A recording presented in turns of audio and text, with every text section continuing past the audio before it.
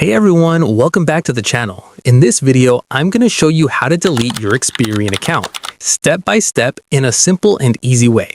So the tutorial today is how to delete your Experian account. First, open the Experian app on your phone and log into your account.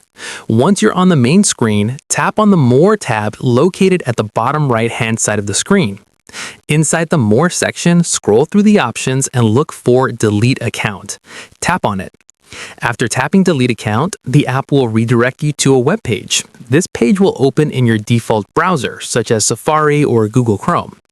On the page that opens, look for the option that says Close My Experian Account. Tap on Close My Experian Account and follow any final confirmation steps shown on the screen. Once confirmed, your Experian account will be deleted successfully. And that's it. You've now permanently deleted your Experian account.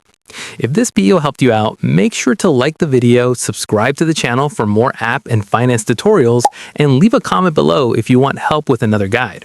Thanks for watching, and I'll see you in the next one.